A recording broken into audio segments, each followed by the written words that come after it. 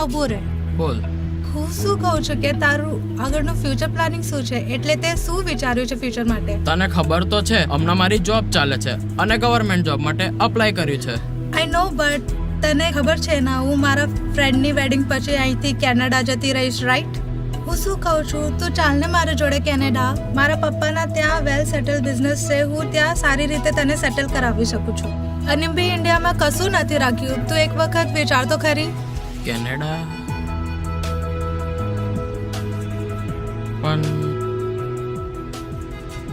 mummy,